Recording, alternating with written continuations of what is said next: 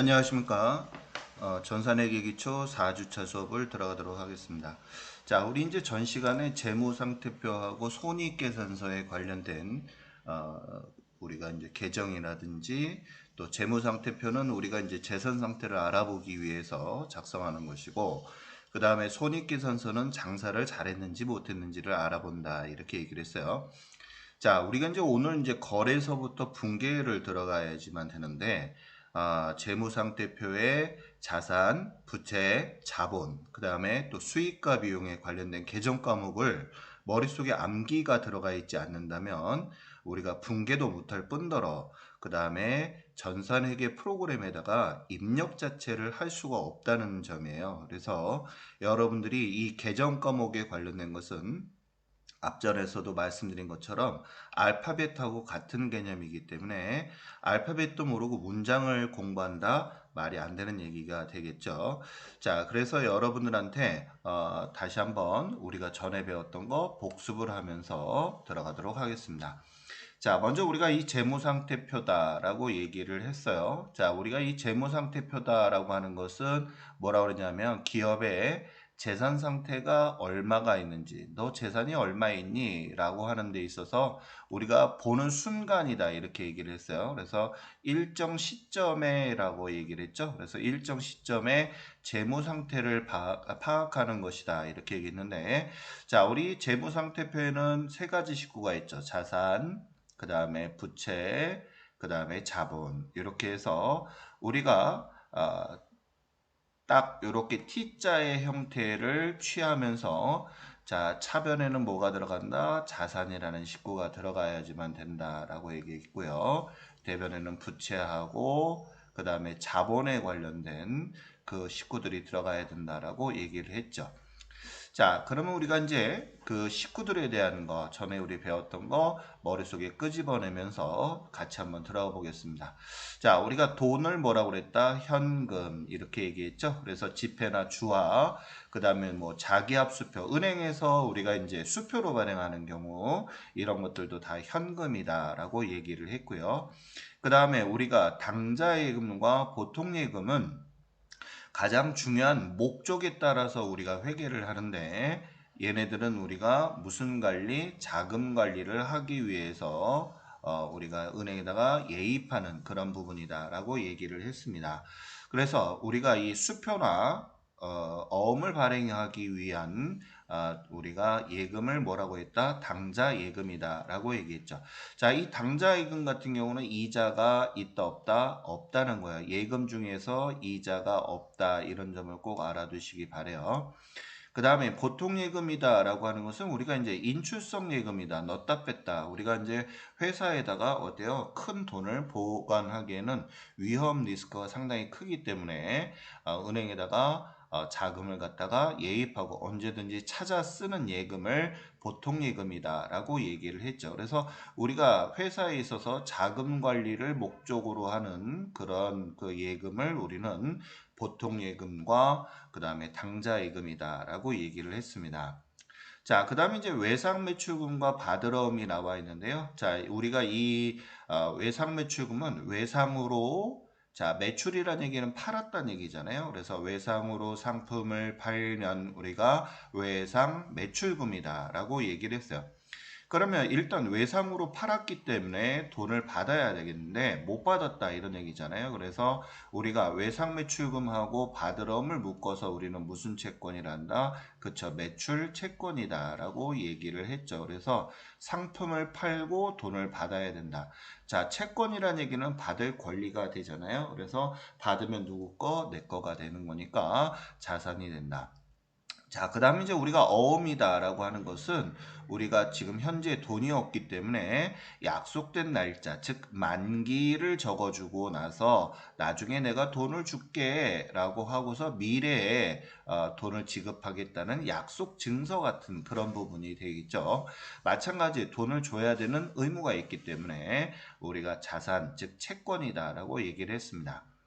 자, 그 다음 이제 빌려준 돈을 우리가 대여금, 못 받은 돈을 미수금, 그 다음에 계약금을 미리 지급하게 되면 우리가 선급금. 이런 친구들은 우리가 이제 기타 채권이다 이렇게 얘기를 했죠. 그래서 우리가 매출 채권과 기타 채권의 차이점은 매출 채권이다라고 하는 것은 주된 거래, 주된 거래다, 주된 영업 거래에서 쓸 수가 있다 이렇게 얘기를 했어요.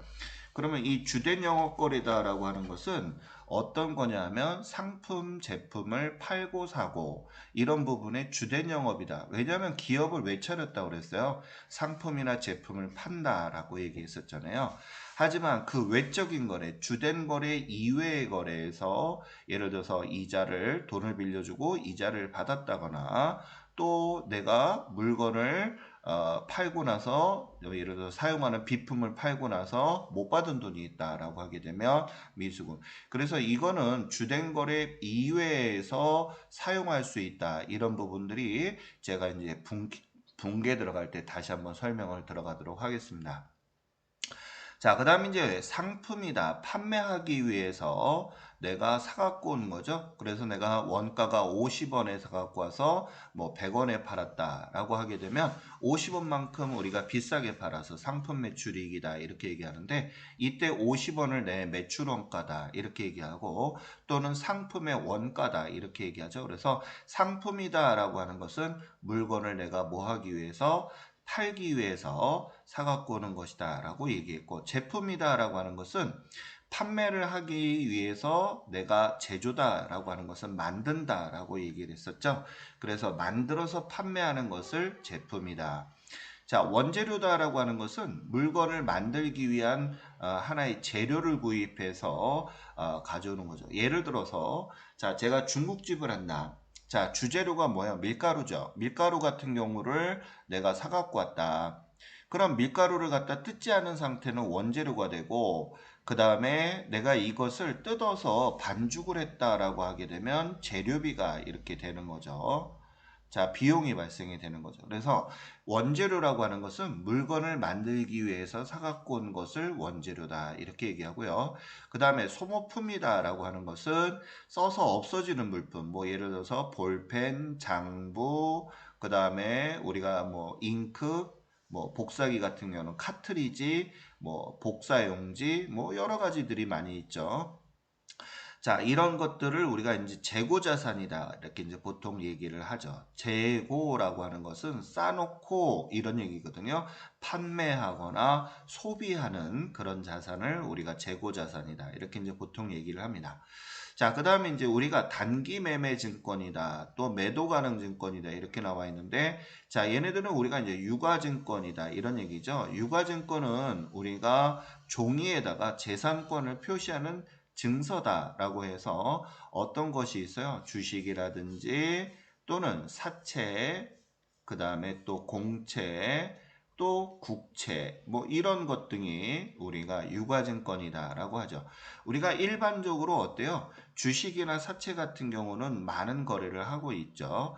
그 다음에 매도 가능 증권이다라고 하는 거와 단기 매매 증권하고의 차이점은 자, 이 단기 매매 증권 같은 경우는 일시적 보유예요. 즉 사고 팔고 하루에도 수십 번씩 사고 팔고 즉 1년 안에 수시적으로 판매하거나 사거나 이런 것들을 우리가 단기 매매 증권이다 이렇게 얘기하고 그 다음 매도 가능 증권이다라고 하는 것은 장기다 이렇게 얘기했잖아요. 그래서 1년이 넘어가는 그런 부분이죠.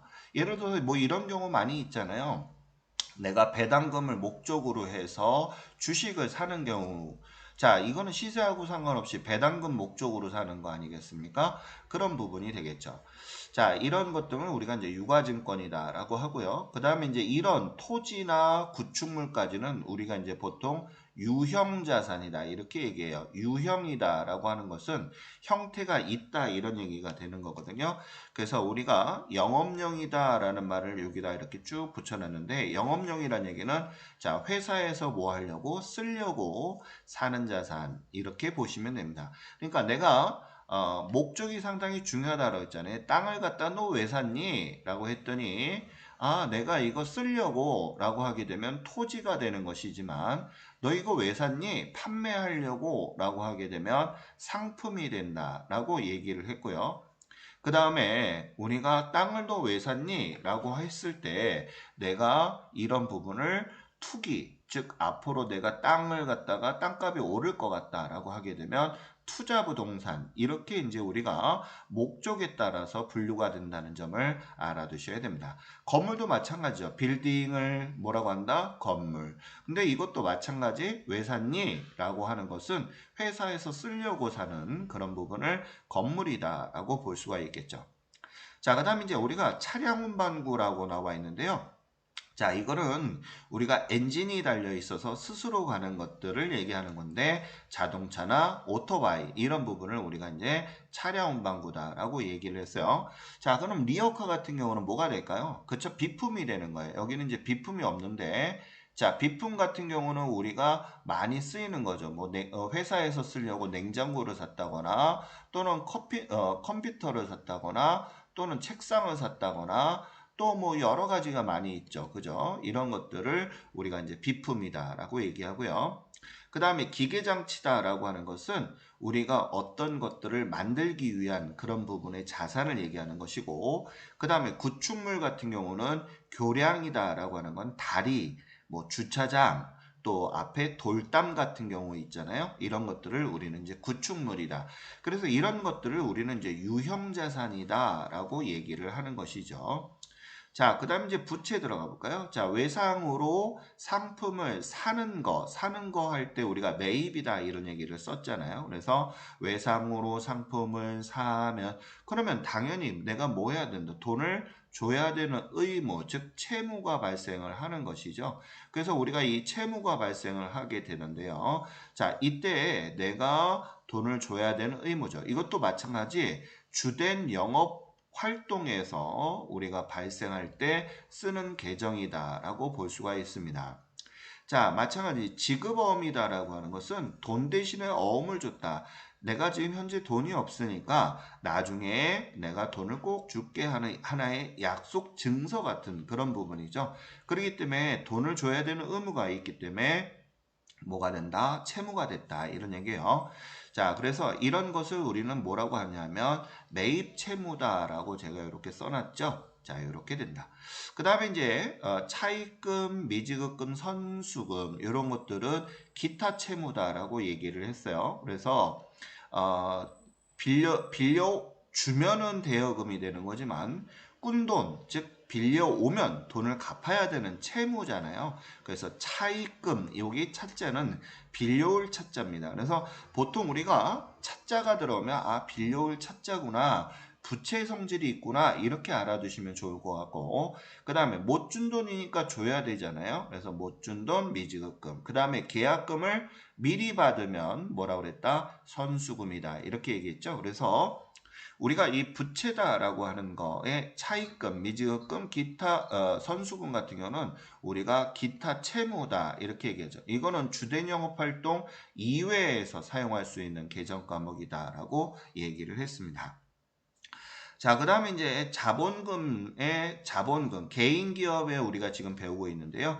개인 기업의 사장님, 이렇게 이제 보통 얘기를 하고요. 법인 같은 경우는 대표님이라고 얘기하죠. 대표이사, 이렇게 얘기하죠. 그래서 우리가 사장님 그러면, 아, 여기는 개인 기업을 얘기하는 거구나. 이렇게 알아두시면 좋을 것 같고, 대표이사님, 대표님, 이렇게 얘기하면, 아, 이거는 법인 기업이구나. 라고 아시면 좋을 것 같습니다. 자, 우리가 이제 재무상태표 계정 과목을 배웠고요. 그 다음에 이제 손익계산서에 관련된 계정을 우리가 또 복습 한번 해보겠습니다.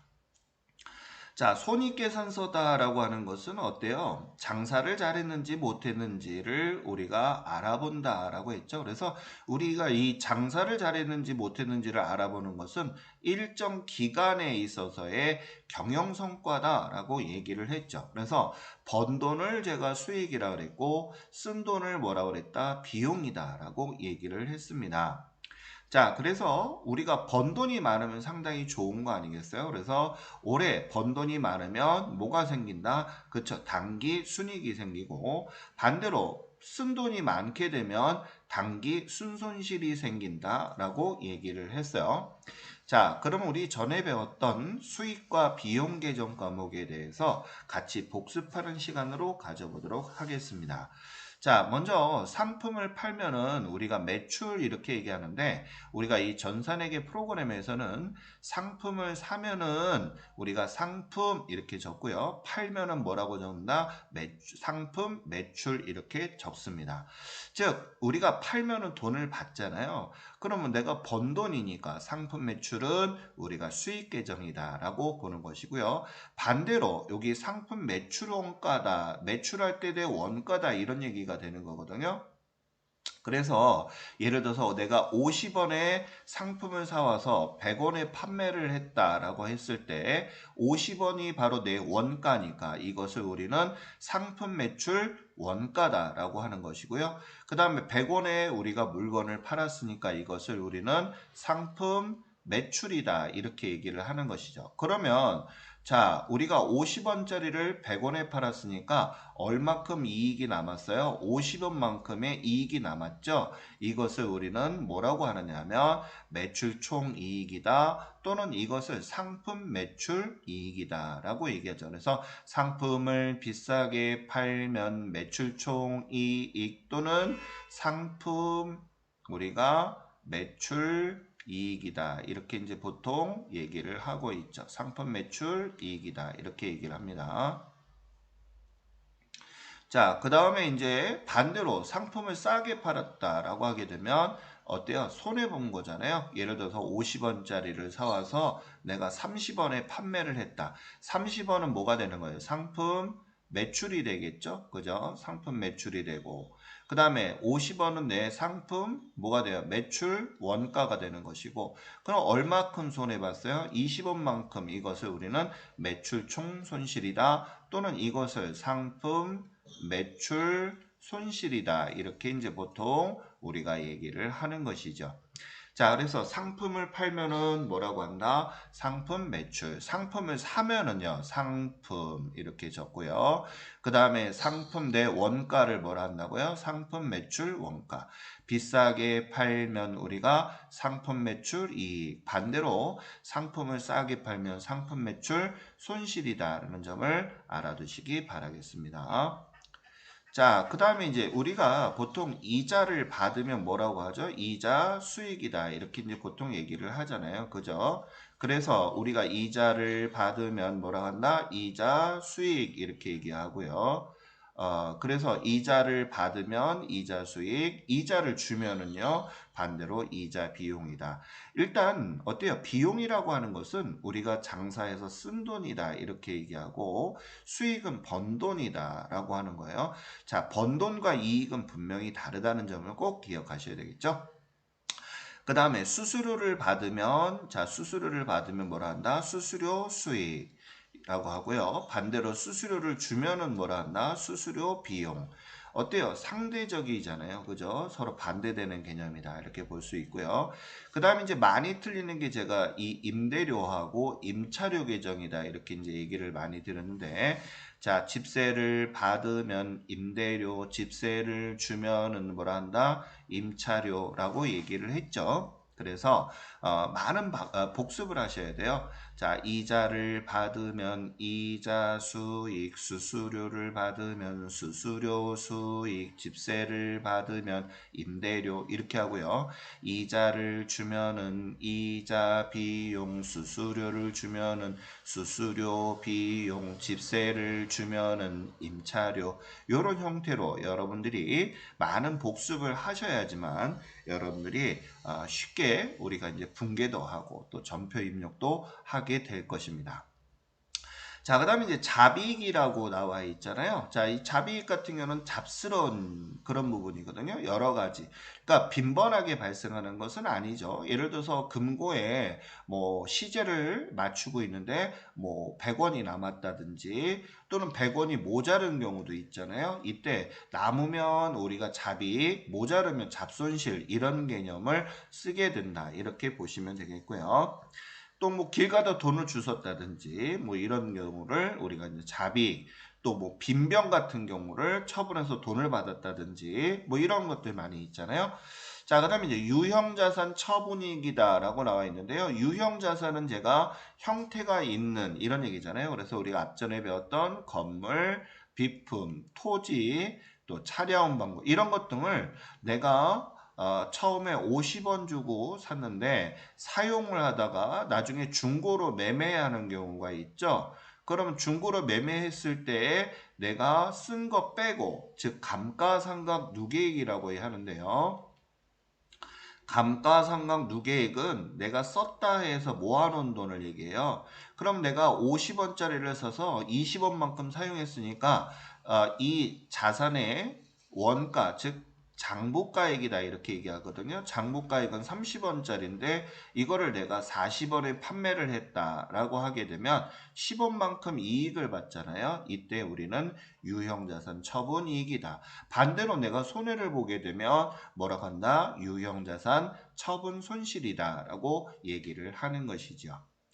자, 그 다음에 이제 또 뭐가 있습니까? 자, 우리 이제 어떤 것이 있는가 보게 되면 우리가 배당금 수익이다라고 했는데요. 배당금을 받으려면 우리가 뭐를 사야 돼요? 그쵸? 주식 같은 경우를 구매를 하게 되면 우리가 배당금을 받죠. 그죠?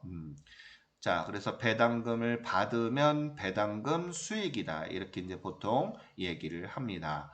자, 그 다음 이제 자산 수중이다라고 하는 것은 받을 숫자에 증여받았다. 이런 얘기거든요. 그래서 자산을 공짜로 받았다. 이런 얘기예요. 그래서 이것을 자산 수중이익이다. 왜 뭐 기부받는 경우 많이 있잖아요. 그죠? 그 다음에 또 채무 면제. 자, 예를 들어서 내가 100원을 갚아야 되는데 자, A라는 친구가 야, 너 어려우니까 갚지 마라 라고 하게 되면 이것도 우리가 채무를 떨어내야 되잖아요. 왜 안 갚아도 되니까. 이때 이것을 우리가 채무 면제 이익이 된다 이런 얘기죠. 자, 이런 친구들은 이제 수익 계정이 되고 상대방은 어때요? 채무를 면제해 줬죠. 그러죠? 이런 부분은 이제 우리가 기부했다. 뭐 아니면 뭐 매출에 대해서 뭐 깎는다든지 이런 부분이 있겠죠. 자, 그다음에 이제 비용 계정에 대해서 같이 보도록 하겠습니다. 자, 우리가 이제 비용이다라고 하는 것은 장사해서 뭐 한 거라고 했어요? 쓴 돈이다 이렇게 얘기를 했어요. 그래서 어떤 것이 있느냐? 첫 번째 이제 급여서부터 이제 보게 될 건데요. 자, 어때요? 급여는 월급을 뭐라고 한다? 급여다 이렇게 얘기를 하잖아요. 그죠? 그래서 월급을 급여다라고 하는 데 있어서 자, 이 급여다라고 하는 것은 화이트 칼라, 즉 사무직 계열에 있는 사람들이고 임금은 우리가 옐로우 이런 얘기하죠. 즉 생산직이나 우리가 생산에 참여하는 사람들, 기술자들 이런 사람을 우리가 이제 옐로우 칼라다 이렇게 얘기해요.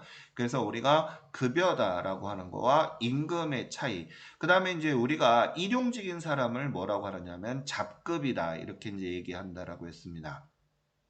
자, 그다음 이제 뭐 보험료들 우리가 이제 의무적으로 한다고 그랬죠. 건물이라든지 화재 보험료, 자동차 보험료 뭐 이런 것들은 우리가 이제 보험료로 쓰고요. 그다음에 TV나 신문 같은 경우에 우리 회사를 알리기 위해서 하는 것을 광고 선전비다라고 얘기를 했어요. 그 다음에 이제 통신비다라고 하는 것은 뭐 많이 있죠. 인터넷이나 뭐 전화, 뭐 핸드폰 요금, 뭐 백시, 뭐 이런 것들 많이 있고요. 그 다음에 도서인쇄비. 도서인쇄비는 우리가 이제 책을 만든다거나 또는 사진 현상 또는 책을 구입한다거나 뭐 이런 것들을 우리가 이제 도서인쇄비다 이렇게 얘기하고요. 그 다음에 여비교통비다라고 하는 것은 어때요? 버스, 지하철, 비행기를 타거나 또는 숙박요금 같은 경우도 해당이 되죠.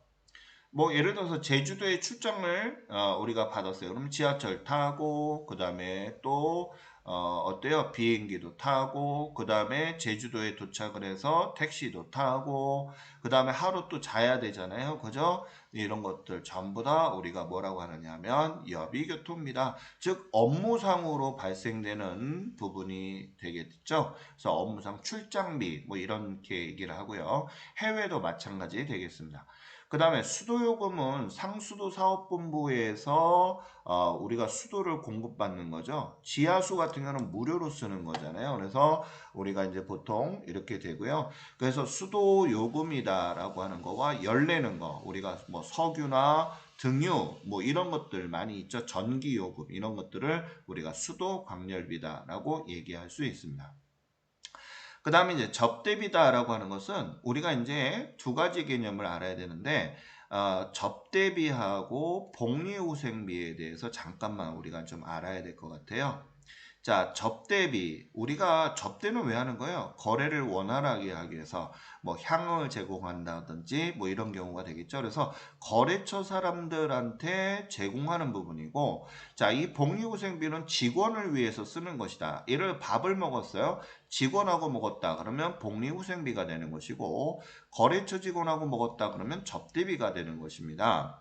그 다음에 선물을 샀는데 직원들 거를 샀어요. 그럼 복리후생비가 되지만 거래처에 우리가 주기 위해서 샀다 그러면 접대비가 된다. 그래서 접대비다라고 하는 것은 거래처다라고 하는 것을 알아두시고, 복리후생비다라고 하는 것은 직원들을 위해서 직원한테 쓴 돈, 뭐 유니폼 같은 경우도 있죠. 우리가 이제 유니폼이 뭐가 있어요? 뭐 잠바라든지 가운 뭐 이런 것들은 있고요. 그 다음에 뭐 직원 야외 같은 경우도 우리가 이제 볼 수가 있고, 그 다음에 뭐 가끔 가다가 뭐 10주년 행사 같은 경우 뭐 호텔에서 한다든지 뭐 이런 것들 많이 하잖아요. 이런 것 전부 다 복리후생비. 그 다음에 뭐 우리가 복리후생비 같은 경우 어떤 게 있느냐면 4대 보험 같은 경우에 해당이 되죠. 그래서 우리가 4대 보험에 관련돼서 직원을 위해서 쓰는 거잖아요. 그래서 건강보험료 같은 경우 예를 들어서 종업 사업주가 50%를 지원해주는 그런 부분들이 많이 있죠. 그래서 그런 부분들 같은 경우는 우리가 복리후생비다라고 쓴다는 점을 알아두시고요. 자, 그 다음에 이제 기부금이다라고 하는 것은 어떤 것이 있느냐 하면 기부했다라고 하는 거. 자, 불우유토끼, 뭐 수재의연금, 뭐 이런 것도 있는데, 단 이게 이제 조건이 뭐가 있냐면 기부 행위를 할 수 있는 단체, 즉 법인, 뭐 이런 것들이 정관에 명시가 되어 있는 업체에다가 줘야지만 기부금이라는 계정 과목을 쓸 수 있다. 뭐 예를 들어서 뭐 연말 되면은 도와주십시오라고 이제 뭐 들어온 사람도 있는데, 영수증 기부금 영수증을 발급을 할 수가 없는 사람들한테 기부행위라는 것은 우리가 기부금으로 인정을 받지 못한다는 점을 꼭 알아두셔야 되겠습니다. 그 다음에 이제 우리가 차량 유지비다라고 하게 되면 차량의 수리라든지 유대, 그 다음에 뭐 어떤 게 있을까요? 기름 외에도 우리가 이제 뭐 주차비 같은 경우도 차량 유지비, 그 다음에 뭐 여러 가지 있겠죠. 그죠? 뭐 수리 엔진 오일을 갈았다든지 뭐 이런 것들도 차량 유지비가 되겠고요. 그 다음에 수선비하고 좀 약간 차이점.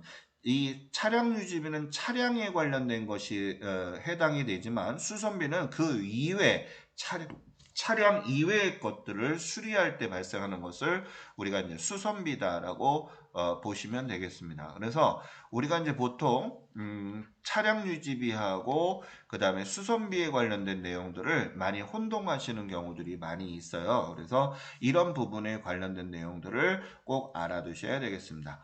자, 그 다음 이제 교육훈련비다라고 하는 것은 이제 회사에서 직원들 위해서 교육하는 경우 있죠. 외부 강사를 초빙을 해가지고 뭐 돈 어차피 외부 강사를 초빙하게 되면 공짜로 하는 게 아니잖아요. 이때 발생되는 것을 우리가 이제 교육훈련비다라고 보시는 거고요.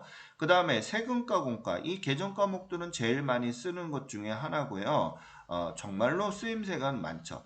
아까도 얘기했듯이 4대 보험 중에서 사업주란 얘기는 회사가 이런 얘기예요. 50% 지원을 해주고 있죠. 그 다음에 재산세라든지 이 재산세라고 하는 것은 회사가 보유하고 있는 건물, 토지, 뭐 기타 콘도 회원권, 뭐 동산이나 부동산 뭐 이런 것들에 대해서 보유세죠. 이런 부분을 내게 되면 세금과 공과다 이렇게 얘기하고요.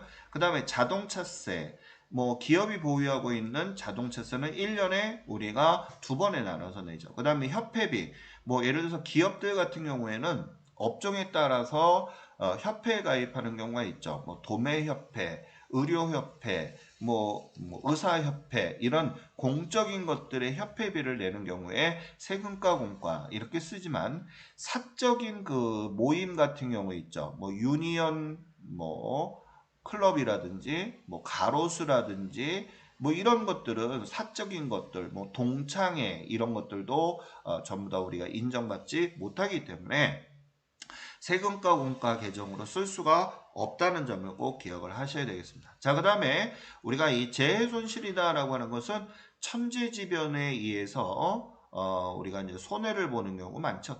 요즘에 많이 이상기온 형태가 많이 나와서 중국이나 뭐 미국, 뭐 우리나라도 마찬가지겠지만 뭐 상당히 재해가 많이 발생하는 것이 우리가 이제 볼 수가 있습니다. 안타까운 현실이죠. 자연을 그래서 우리가 보존하고 지켜야 되는 그런 것 중에 하나의 의무가 아닌가 생각이 듭니다. 자, 우리 이제 여기까지 재무상태표의 자산, 부채, 자본과 그 다음에 손익계산서상의 수익과 비용 계정의 가장 기초적이고 가장 많이 쓰이는 친구들을 우리가 이제 복습을 했는데, 여러분들이 많은 복습을 하셔야지만 실제적으로 여러분들이 이제 쉽게 접근을 할 수 있고, 또 제일 중요한 것은 회계 프로그램에다가 입력을 하려면 우리가 어떤 말들을, 약속한 말들을 알아야 되는 거잖아요. 그리고 얘가 어디에 들어가는 것인지 이런 부분들을 알아야 되기 때문에 여러분들이 꼭 알아두시고 자주 반복 수없이 10대 번 이상을 하셔야 여러분들이 붕괴를 한다거나 할 때 우리가 여러분들이 쉽게 하실 수 있을 거라고 사료가 됩니다. 자, 이제 계정 과목이 머릿속에 이제 다 들어왔다면 이제 일반적으로 회사에서 벌어지는, 즉 거래에 대해서 우리 한번 볼 거예요. 거래라고 하는 것은 어떤 거예요? 벌어지는 일상적인 거잖아요. 뭐 예를 들어서 기업에서는 어떤 것이 제일 일상적인 게 되겠어요? 사고, 팔고. 이게 이제 가장 중요한 거죠. 왜? 회사는 왜 차렸어요? 돈 벌자고 했기 때문에 사고 팔고 이렇게 반복적인 것들이 발생이 되겠죠. 이런 것들은 우리가 이제 보통 거래다 이렇게 얘기하는데, 그럼 우리가 이 거래가 생기면 장부에다가 기록을 해야 되겠죠. 그래서 우리가 장부 기록의 줄임말을 북이다 이런 것을 배웠어요. 그래서 우리가 장부에 기록할 때 있어서, 자, 이게 이제 거래가 되면 장부에 우리가 기록을 하지만 거래가 아니면 기록할 수가 없다 이런 얘기예요. 그래서 가장 중요한 거, 거래가 되는지 안 되는지 그거를 우리가 식별하고, 자, 우리가 식별이란 얘기는 거래가 되는지 안 되는지를 따지는 거예요. 그 다음에 얼마짜리 거래인데 라고 하는 것을 우리가 이제 측정한다 라고 하는 거예요. 그 다음에 우리가 이제 장부에다가 기록하는 것을 우리는 뭐라고 하냐면 인식한다 라고 얘기를 하는 거죠. 자, 이렇게 해서 식별하고 측정하고 인식한다. 이것을 우리 이제 보통 거래다라고 하는데, 그럼 우리가 이 거래라고 하는 것은 여태까지 우리 배웠던 자산, 부채, 자본의 우리가 증감 변화, 수익과 비용도 마찬가지예요. 증감 변화가 있어야지만 우리는 거래다라고 얘기를 해요. 그럼 우리가 증감 변화다라고 하는 것은 어떻게 늘어나고 줄어드는 것이다 라고 얘기했었잖아요. 그래서 늘고 줄고, 그러면 우리가 늘어나고 줄어드는데 증감 변화가 없다라면 거래가 아니기 때문에 기록하지 않겠죠. 자, 이런 부분에 관련된 것을 우리가 한번 배워보도록 할 거예요.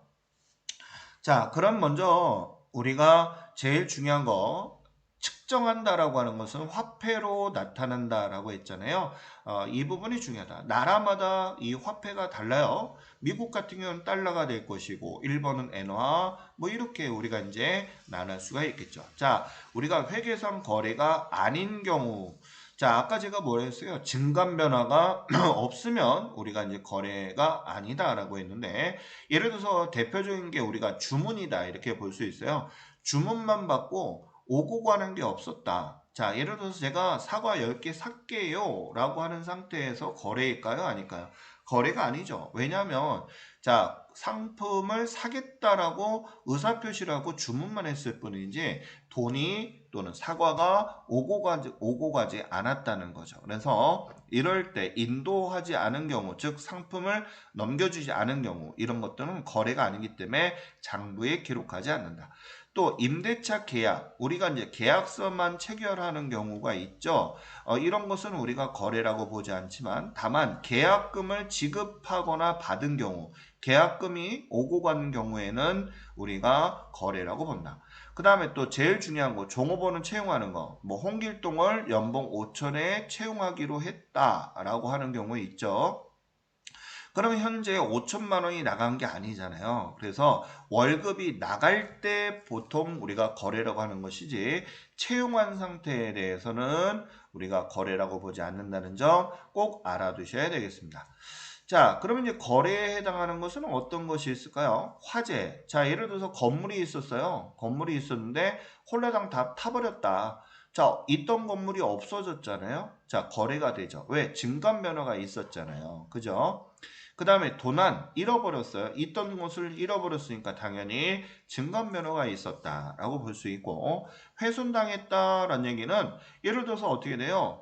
가치가 떨어지는 거잖아요. 자, 이런 것들 분실 뭐 같은 개념이 되겠죠. 그 다음에 또 어떤 게 있느냐면 감가 같은 경우가 있어요. 감가란 얘기는 가치가 떨어졌다는 얘기거든요. 예를 들어 중고가 돼버렸어요. 그럼 중고란 얘기는 뭐예요? 새 제품하고 가격이 떨어졌다. 예를 들어서 제가 시계를 샀습니다. 자, 살 때 1,000원 주고 샀는데 뒤에 있는 자, 뭐 스티커라든지 이런 것들을 다 띄고 하루 동안 차고 다녔다. 라고 하게 되면 이 시계를 다시 1,000원에 판매할 수가 없죠.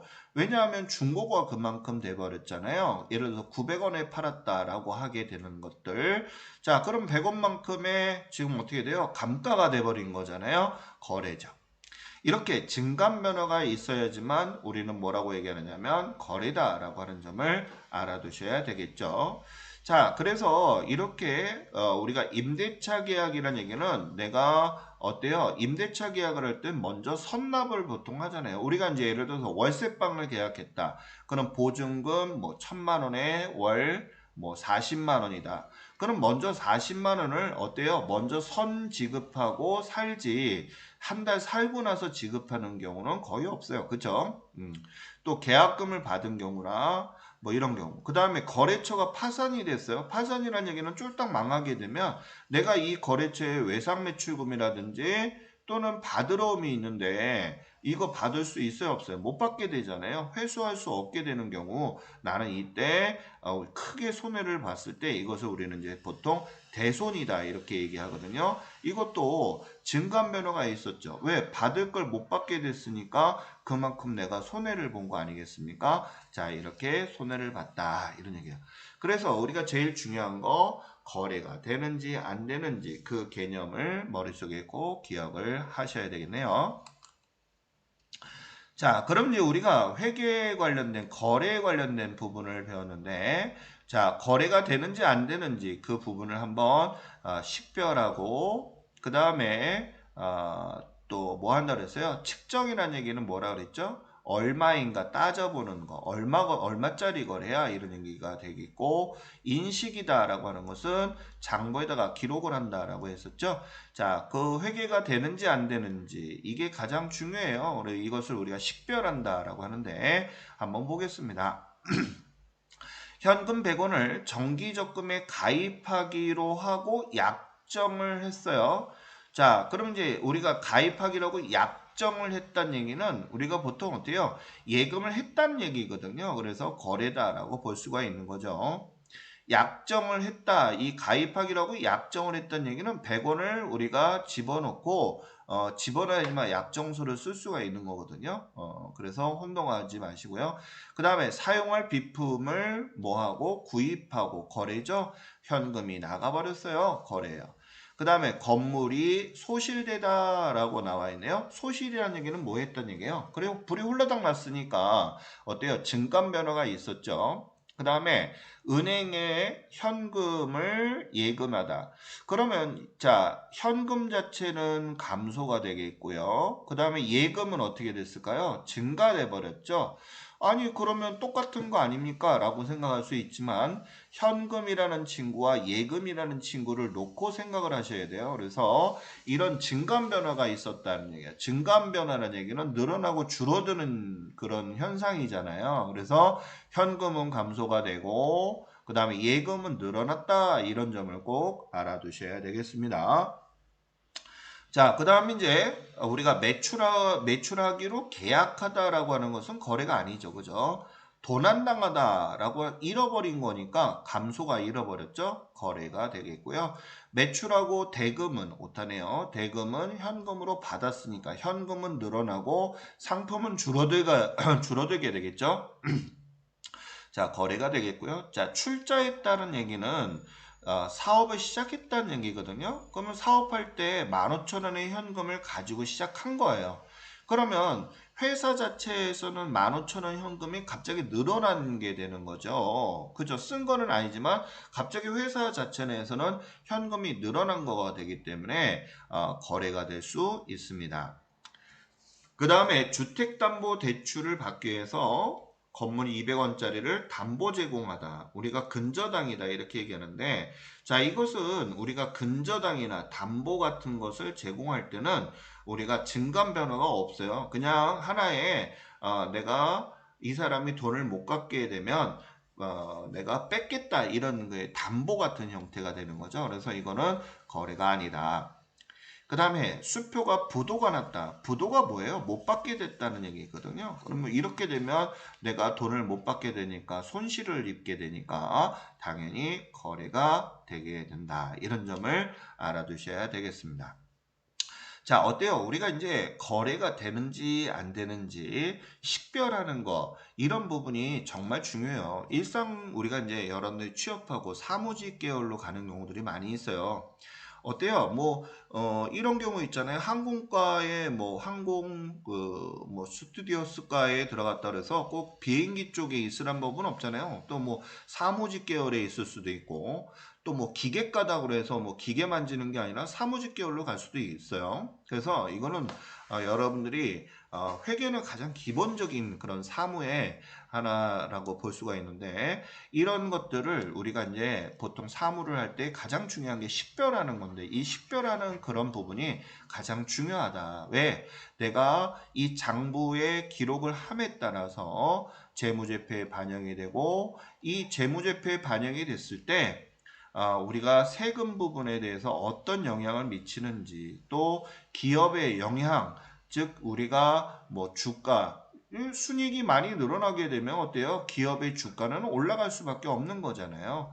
그럼 순이익이 많다라고 하게 되면 주주들은 뭐를 받을 수 있는 기대 가치를 갖죠? 그죠? 배당금이라든지 또는 주식 가치가 상승한다. 이런 부분들이 있기 때문에 여러분들이 이런 부분에 관련된 내용들을 그냥 이런 거네 라고 학습하는 그런 형태로 공부하지 마시고, 처음에 제가 오프닝 할 때도 마찬가지 이 거래가 우리 회사에 어떤 영향을 미치느냐 이런 것 등을 토대로 생각을 하시고 장부에 기록하는 그런 습관이 가장 중요하다라고 볼 수가 있겠습니다. 자, 그럼 이제 우리 전체적으로 우리 회계 순환이라는 얘기는 사이클이다. 돌고 도는 이런 얘기잖아요. 우리가 이제 보통 농사를 짓는 것도 순환 사이클에 의해서 씨를 뿌리고 추수를 하는 그 과정, 판매하는 것까지. 그래서 자금을 투입해서 어때요? 자금을 회수하는 모든 과정을 우리가 이제 순환 과정이다라고 얘기하는데, 처음에 어떠냐? 거래가 발생을 하게 되면 제일 중요한 게 거래가 되는지 안 되는지 이것을 따져본다라고 했어요. 그래서 거래가 됐으면 이런 얘기예요. 장부에다가 기록을 해야 되겠죠. 그래서 기록할 때는 이따 우리가 배우겠지만 다음 시간에 배우겠지만 붕괴하는 부분에 관련된 것들을 배울 거예요. 붕괴란 얘기는 차변과 대변에 나누어서 거래를 갖다가 우리가 적는 것을 붕괴라고 하는 거거든요. 그러면 이제 이런 붕괴를 원장, 즉 우리가 이제 T자라고 하는데요. 장부 있잖아요. 검은색 장부. 장부를 우리가 다 모아놓은 거. 이 T자는 장부 한 권하고 같은데, 회사에서 예를 들어서 계정 과목을 300개를 쓴다라고 하게 되면 장부가 300권이 있다라고 보셔야 돼요. 이런 것들을 다 모아놓은 것을 우리는 이제 총계정 원장이다. 이렇게 이제 보통 얘기를 합니다.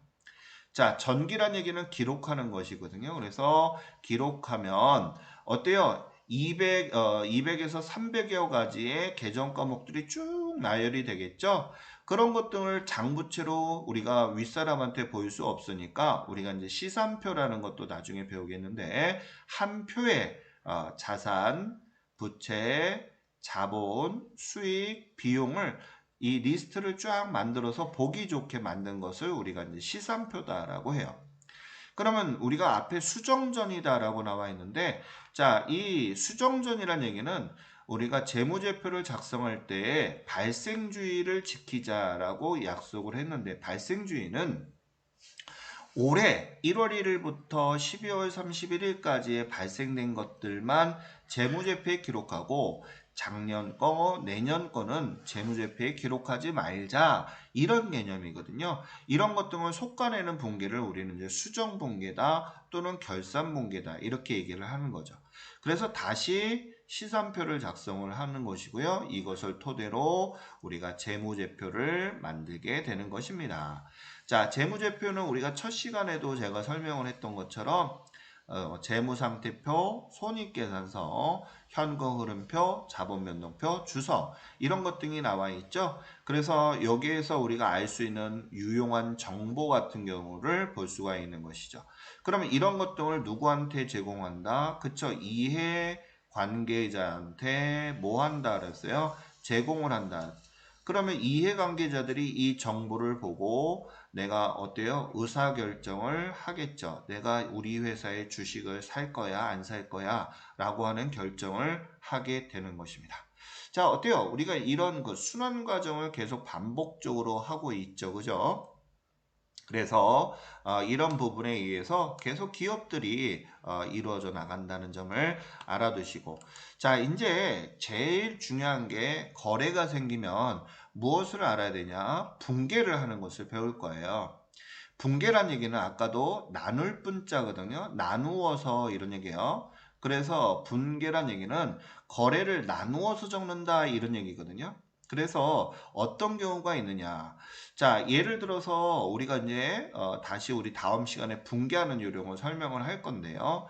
자, 이 분계라고 하는 거 우리가 왜 수도요금, 자, 수도요금 뭐 100원을 현금으로 지급하다라고 한번 예를 들어 볼까요? 그냥 자, 그러면 이렇게 우리가 수도요금 100원을 현금으로 지급했으니까 이것은 거래입니까? 아닙니까? 거래죠, 거래. 왜? 현금은 나가고요. 그 다음에 수도요금이라고 하는 게 발생이 됐으니까 증권 변화가 발생했다라는 걸 알 수가 있어요. 그럼 우리가 이 장부에다가 적을 때 있어서 우리가 약속을 했어요. 야, 니네들 앞으로 이런 거래가 있을 때 차변과 대변에 나누어서 적자라고 하는 데 있어서 꼭 지켜야 되는 세 가지를 우리가 약속을 하게 됩니다. 자, 이 약속에 관련된 건 너무너무 중요한 거거든요. 자, 한번 볼게요. 자, 우리가 왼쪽을 차변이다 라고 얘기하고요. 오른쪽을 뭐라고 한다? 대변이라고 얘기를 하죠. 그래서 약속을 했어요. 야, 앞으로 있잖아. 우리가 이 거래가 생기면 이렇게 적자라고 약속을 하게 되는데, 자, 우리가 이 거래의 판례서는 제가 여태까지 회계를 30여 년 동안 했는데 정말로 회계 중에서 정말 회계학 중에서 제일 중요한 게 뭐냐라고 하게 되면 바로 이 거래의 판례서라는 약속이에요. 이 거래의 판례서는 모든 회계학 기초서부터 최고급에 관련된 고시 시험에서도 제일 많이 한 문제 정도는 꼭 나오는 게 바로 이 거래의 판례서를 응용해서 물어보는 것인데 이미 여러분들은 다 배웠어요. 자, 왜 배웠냐고요? 한번 볼게요. 자산, 그 다음에 부채, 자본 이렇게 나와 있잖아요. 우리 자산은 차변에 적는다 그랬고 그 다음에 부채와 자본은 대변에 적는다 그랬는데 자기 집에 있으면 증가가 되는 거지만 자 얘가 지금 집을 나왔어요. 대변에 갔죠? 아 감소가 되네. 그래서 자산의 증가는 차변에 적고 감소는 무슨 변? 대변. 자 얘네들도 마찬가지예요. 증가되는 거 대변이죠? 자, 집 나가면 뭐가 된다? 그쵸? 감소가 된다. 이렇게. 그래서 자기 집에 있으면 증가, 집 나가면 감소. 이런 점을 알아두시고요. 부채와 자본은 자기 집이 대변인데요. 자기 집에 있으면 증가, 집 나가면 감소. 그 다음에 우리가 수익과 비용도 이미 배웠어요. 차변에는 뭐가 된다? 비용. 그 다음에 대변에는 수익이다. 이렇게 얘기했잖아요. 그래서 자, 어떻습니까? 자, 우리가 수익이 발생한다. 또 비용이 발생한다. 이렇게 얘기를 하는 거죠. 만약에 비용이 대변에 가면 소멸됐다. 이렇게 얘기하고요. 수익도 마찬가지 차변에 오면 소멸됐다. 감소라는 말을 쓰지 않습니다. 그래서 우리가 수익과 비용은 발생했다. 소멸했다. 즉 나중에 배우겠지만 발생주의에 의거해서 우리가 생기는 것들이다라고 해서 발생 이렇게 얘기하는 거죠. 그 다음에 거래의 이중성이다라고 하는 것은 앞으로 이런 거래가 생기게 되면 차변과 대변에 나누어서 적어라 이런 얘기거든요. 그러니까 차변만 있으면 안 돼. 항상 차변과 무슨 변이 공존해야 된다. 대변이 있어야 된다. 두 가지가 공존해야 된다. 이런 얘기예요. 그래서 거래의 이중성이다라고 하는 회계학에서의 의의는 이렇게 되어 있습니다. 자, 거래가 발생하게 되면 차변 요소 금액과 차변 요소와 그 금액, 그 다음에 대변 요소와 그 금액은 같아야 되고, 이렇게 나와 있어요. 그러니까 차변 요소와 대변 요소는 동시에 발생을 해야 되고 그 금액들은 뭐 해야 된다? 같아야 된다. 이런 얘기예요. 그러니까 차변만 있으면 안 된다는 얘기죠. 대변하고 차변하고 동시에 발생해야 되고 그 금액들은 같아야 된다. 이런 뜻입니다. 그럼 대차평균의 원리는 뭐냐면 대변의 합계와 차변의 합계는 반드시 같아야 된다라고 했었죠. 그래서 우리가 이 거래의 이중성하고 대차평균의 원리를 가장 많이 헷갈리는데 자, 이 거래의 이중성은 건 바이 건이에요. 자, 차변이 100원, 대변도 100원, 차변이 200원, 여기도 200원. 예를 들어서 우리가 전산에게 입력을 할 때 차변이 100원인데 만약에 여기 50원 이러면 입력 자체가 안 돼요. 왜냐? 거래 이중성을 유배했기 때문에 항상 차변의 거래가 100원이었으면 대변의 거래도 100원이 돼야 됩니다. 그래야지만 입력 자체가 되기 때문에 자, 차변 요소, 즉 차변 요소는 계정 과목과 대변 요소 계정 과목, 그 다음에 그 금액은 같아야 된다. 이게 바로 거래 이중성이고 대차평균의 원리는 이 건 바이 건으로 생긴 모든 것들의 합계 금액이 10,000원이다 라고 하면 합계 금액은 반드시 같아야 된다. 합계 금액이 차변 합계와 대변 합계가 반드시 같아야 된다라고 하는 것은 바로 대차평균의 원리다라는 점을 꼭 알아두셔야 되겠습니다. 자, 붕괴하는 요령이 나와 있는데요. 이 붕괴하는 요령, 제일 먼저 돈에 먼저 우리가 회계 처리를 하는 것을 배울 거예요. 오늘은 맛만 보고서 정리하겠습니다. 자, 여비교통비는 비용 계정이죠. 자, 현금을 지급하다. 제일 먼저 붕괴할 때는 돈을 먼저 걸었어요. 자, 그러면 현금이 뭐예요? 자산이라고 배웠어요. 그러면 자산의 증가는 차변, 감소는 대변이다. 현금이 나갔어요. 그러면 줄어들었잖아요. 그러면 대변의 현금. 그러면 대변만 이렇게 현금이 이렇게 들어갔다면 현금이 줄었네라는 건 아는데 왜 줄었는지 모르잖아요. 그럼 또다시 거래를 보니까 여비교통비다.